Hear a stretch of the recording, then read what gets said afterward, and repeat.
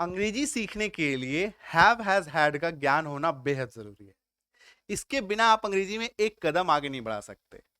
चाहे आपको अंग्रेजी बोलना हो या अंग्रेजी पढ़ना हो या अंग्रेजी लिखना हो, इसके कॉन्सेप्ट को जाने बिना संभव ही नहीं है। हैव हैज हैड एक बहुत ही कंफ्यूजन वाला टॉपिक है। कारण यह है माय डियर फ्रेंड कि इसका इस्तेमाल जो है वाक्यों में अलग अलग जगहों पर अलग अलग तरीकों से होता है। इसीलिए ये एक कंफ्यूजन वाला टॉपिक बन गया है। आज के क्लास में इसी को डिकोड करेंगे, इसी को समझेंगे, बारीकी से समझेंगे, पूरा समझेंगे और आज के क्लास के बाद ये कंफ्यूजन कभी नहीं होने जा रहा है। तो बने रहना है वीडियो का अंत तक। चलिए बप्पा का नाम लेकर क्लास को आगे बढ़ाते हैं और जानते हैं आखिर क्यों है ये इतना बड़ा सरदर्द, हैव हैज और हैड। वजह ये है माय डियर फ्रेंड कि इसका जो इस्तेमाल है ना, वो वाक्य में दो तरीके से होता है। वाक्य में इसका इस्तेमाल दो तरीके से होता है। एक होता है मेन वर्ब के रूप में, एक होता है मेन वर्ब के रूप में और एक है हेल्पिंग वर्ब के रूप में। ये दो तरीके से इसका इस्तेमाल होता है। अब आप पूछेंगे कि ये मेन वर्ब क्या है, हेल्पिंग वर्ब क्या है। मैं एक छोटा सा एग्जांपल देकर आपको समझा देता हूं। मेन वर्ब क्या होता है, जैसे कि खाना, पीना, सोना, ठीक है, ये सभी क्या है, मेन वर्ब है, मुख्य क्रिया है। मुख्य क्रिया यानी कि इसके लास्ट में, जैसे ईट मतलब क्या होता है, खाना, यानी कि लास्ट में आपको ना दिखेगा। ऐसे क्रिया के लास्ट में आपको ना शब्द, ना अक्षर दिखेगा। ईट, ड्रिंक, खाना, पीना, हंसना, जाना, गाना, बोलना, रोना, धोना, उछलना, कूदना, जितना भी ना है सब आ जाएगा, सिर्फ और सिर्फ कटरीना और नाना को छोड़ करके। ठीक है, चलो अब हेल्पिंग वर्ब क्या है। हेल्पिंग वर्ब ये है डियर फ्रेंड कि जैसे कि इज हो गया, एम हो गया, आर हो गया, वॉज हो गया, वर हो गया, है ना, is, am, are, was, were, has, have, had, do, does, did, सब आ गया। ठीक है, तो ये कभी हेल्पिंग वर्ब के रूप में काम करता है, कभी मेन वर्ब के रूप में काम करता है। तो इसीलिए ये प्रॉब्लम हमें होता है। ठीक है, तो समझना क्या है, ये देखो, जैसे अगर मेन वर्ब के रूप में काम करेगा तो उसका लास्ट में क्या मिलेगा, आपको ना मिलेगा।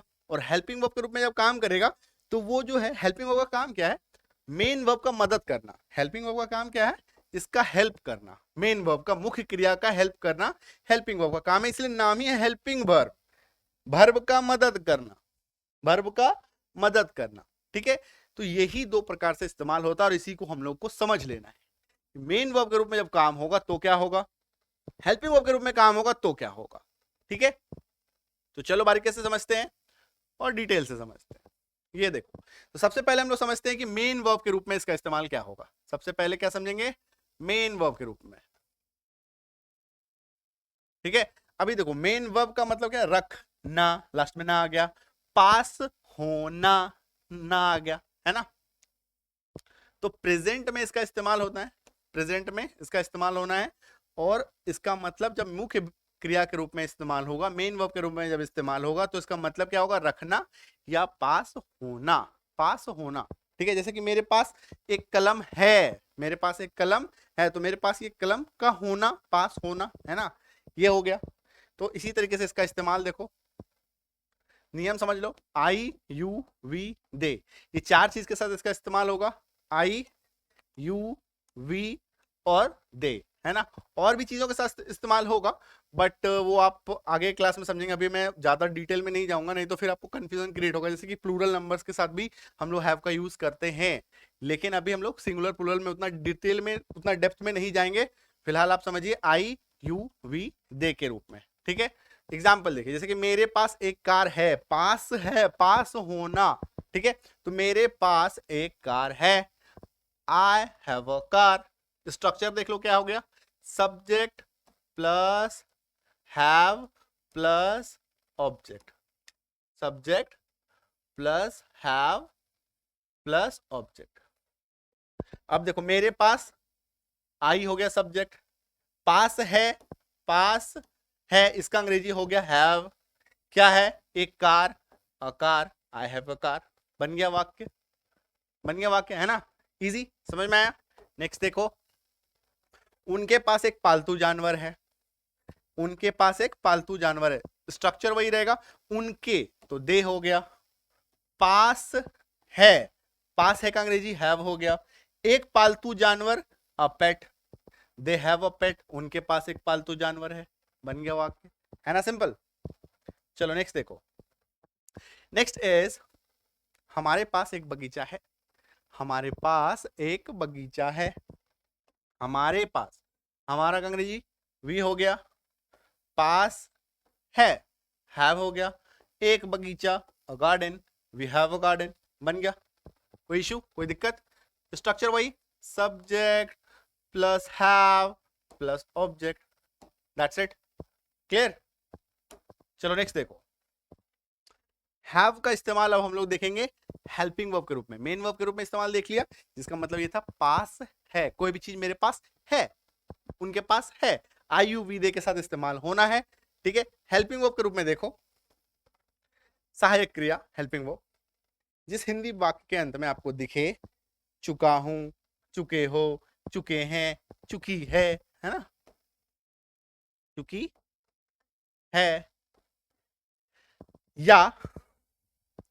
या है, और भी चीज क्या दिखेगा, या है, ये हैं, ये हो, ही है, ठीक है। ये चीजें अगर आपको दिखें किसी भी हिंदी वाक्य के अंत में, तो आपको समझ लेना है कि यहाँ पे हैव का इस्तेमाल होगा, ठीक है। हेल्पिंग वर्ब के रूप में हम लोग इस्तेमाल देख लिया हैव का। अब एग्जांपल देखो, जैसे मैं खा चुका हूं, या इसी वाक्य को मैं बोल सकता हूं क्या, मैंने खा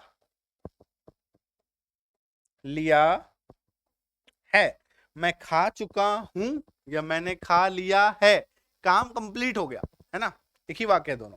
मैं खा चुका हूं, तो ये देखो लास्ट में क्या दिख रहा है, या है या चुका हूं, ठीक है। तो ये हो गया हेल्पिंग वर्ब के रूप में इस्तेमाल। तो मैं की अंग्रेजी आई, ठीक है। स्ट्रक्चर देख लो, क्लियर हो जाएगा, subject plus have plus V3, यानी कि वर्ब का थर्ड फॉर्म प्लस ऑब्जेक्ट, ठीक है, ये हो गया स्ट्रक्चर, ठीक है।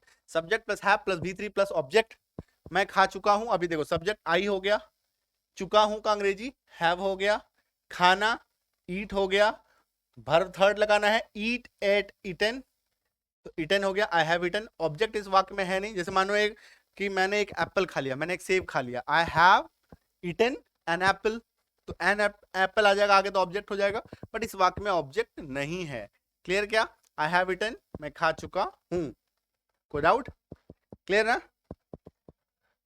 चलो नेक्स्ट एग्जांपल, हम सब खेल चुके हैं, वही स्ट्रक्चर होगा, subject plus have plus V3, तो हम सब, वी हैव, खेलना का प्ले, उसका V3 played, we have played, clear क्या।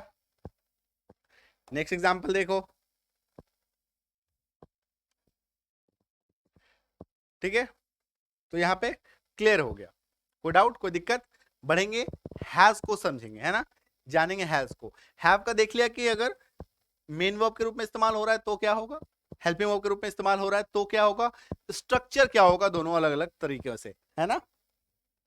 सेम मतलब है, हैज का भी रखना, पास होना, प्रेजेंट में इस्तेमाल होगा, डिफरेंस क्या आ जाएगा, डिफरेंस बस ये आ जाएगा कि इसका इस्तेमाल जो है हैज का, आपको ही, सी, इट या नेम के साथ करना है, ही, सी, इट या नेम के साथ करना है। सिंगुलर नंबर के साथ भी इसका यूज होता है, सिंगुलर नाउन के साथ, बट उसको हम लोग आगे क्लास में समझेंगे, फिर ज्यादा होचपोच हो जाएगा, ज्यादा आप एक ही क्लास में बहुत ज्यादा जान लेने से कंफ्यूजन क्रिएट होता है ना। तो हैज का इस्तेमाल सिंगुलर नाउन के साथ, सिंगुलर नंबर के साथ भी होता है, पर इसको हम लोग बाद में समझेंगे, फिलहाल आपको याद रखना है ही, सी, इट और नेम के साथ, ठीक है। चलो ये देखो, उसके पास एक कंप्यूटर है, उसके पास मतलब उस बंदे के पास, उस लड़के के पास एक कंप्यूटर है, ठीक है।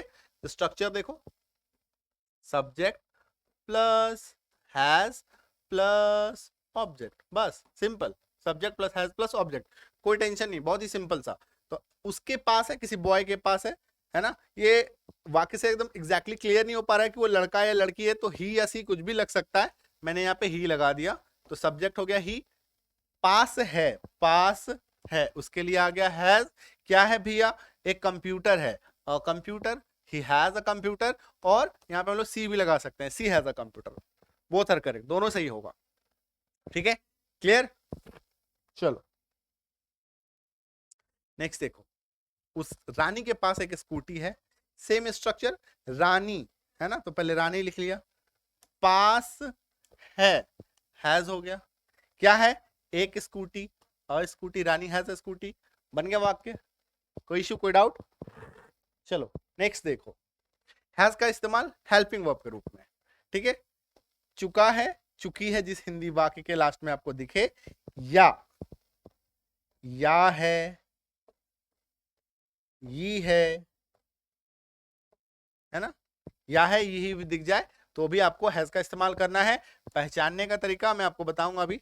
ये देखो, वह खा चुका है, या इसी वाक्य को मैं कह सकता हूं क्या, उसने खा लिया है, ठीक है, वह खा चुका है या उसने खा लिया है।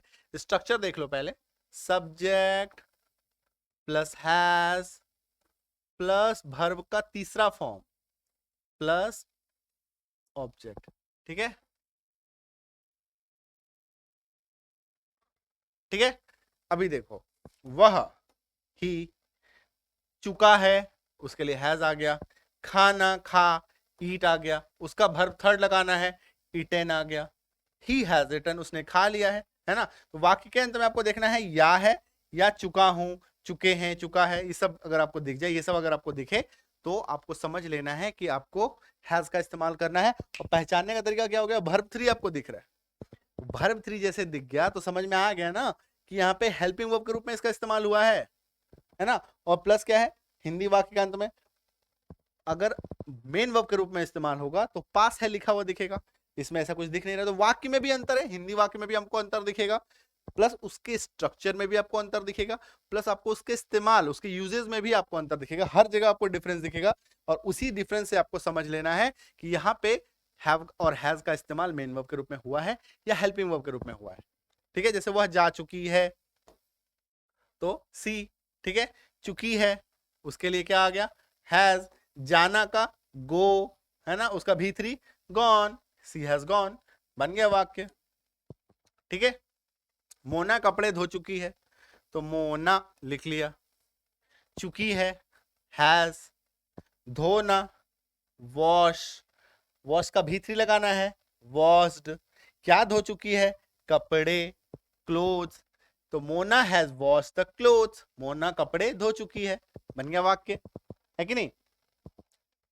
चलो बच गया क्या, हैड, हैव और हैज को समझ लिया, अभी हम लोग समझेंगे हैड को। हैड का भी उसी तरीके से है, रखना या पास होना, लेकिन ये क्या होगा, पास्ट में होगा, लेकिन ये किस में होगा, पास्ट में। हैव और हैज का इस्तेमाल प्रेजेंट में होता है, हैड का इस्तेमाल पास्ट में होता है।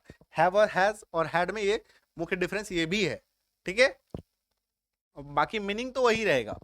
ये देखो, जैसे कि अभी अगर हम लोग इसका वाक्य देखें, है ना, वाक्य से पहले आप एक बार इस्तेमाल देख लीजिए कि इस्तेमाल जो है आप इसको किसी भी सब्जेक्ट के साथ कर सकते हैं, I you we they he she it name, किसी के साथ भी लगाओ, सिंगुलर लगाओ प्लूरल लगाओ, कोई फर्क नहीं पड़ता, सिंगुलर के साथ भी जाएगा, ठीक है, और प्लूरल के साथ भी जाएगा। हालांकि सिंगुलर प्लूरल को हम लोग इस क्लास में डिस्कस नहीं कर रहे हैं, पर थोड़ा बहुत जिक्र कर दे रहे हैं ताकि आपको आइडिया रहे कि हाँ और भी इस्तेमाल होता है, ऐसा नहीं कि इस्तेमाल नहीं होता, ठीक है, बट मुख्य रूप से आई यू वी दे ही सी इतना ही आपको याद रखना है, ठीक है।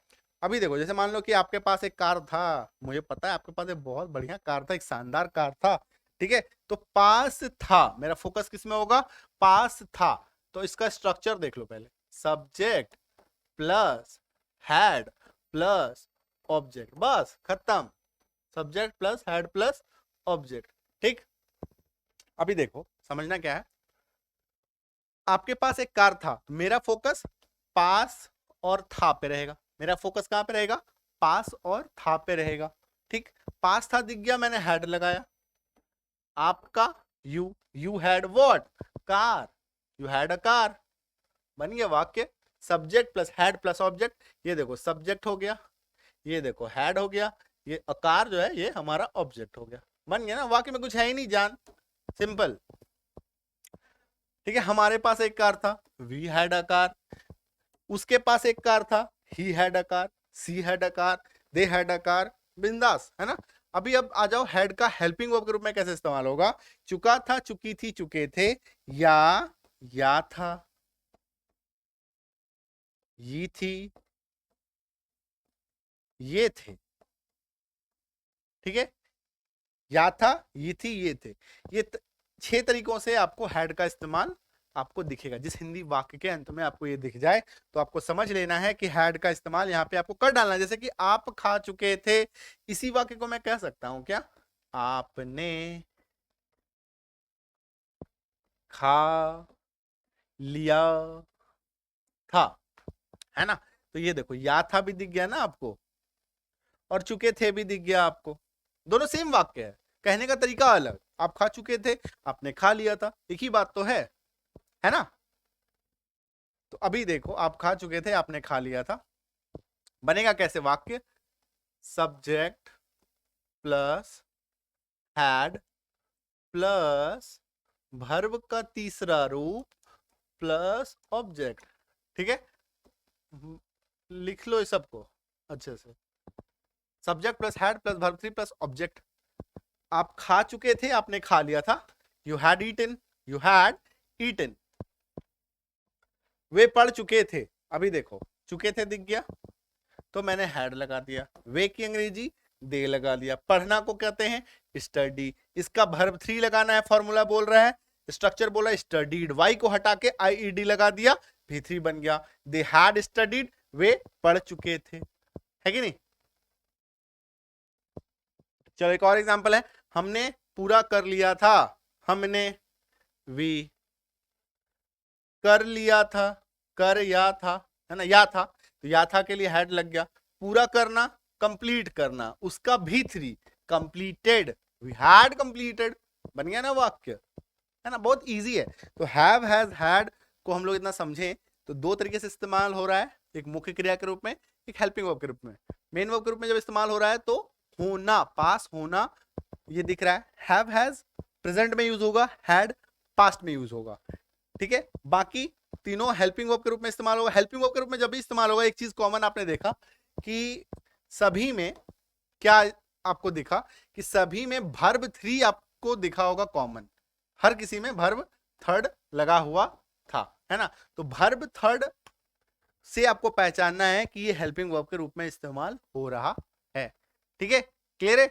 तो उम्मीद करता हूं कि हैव हैज हैड को लेकर के अच्छी खासी क्लैरिटी आपके आ गई होगी। थोड़ा और पढ़ेंगे, थोड़ा और प्रैक्टिस करेंगे ना, तो आपकी क्लैरिटी और 100% तक ये पहुंच जाने वाली है। कोई भी कंफ्यूजन हो, बिंदास feel free to ask, comment कीजिए, कमेंट में लिख के भर दीजिए, भैया मेरे को ये डाउट है, सर मेरे को ये डाउट है, ठीक है। आप लिख के बताओ कि क्या प्रॉब्लम आ रही है। आज का जो क्लास था ये भी एक बच्चे का डाउट था कि सर हैव हैज हैड को लेकर के बहुत ही कंफ्यूजन आती है, तो कृपया इसे क्लियर कर दें। तो उसी के लिए ये क्लास था, डाउट एक बच्चे का और प्रैक्टिस आप सबकी, क्लियर है। तो मिलते हैं ऐसे ही धुआंधार क्लास में, नेक्स्ट क्लास में। Thank you so much, all the best, happy learning.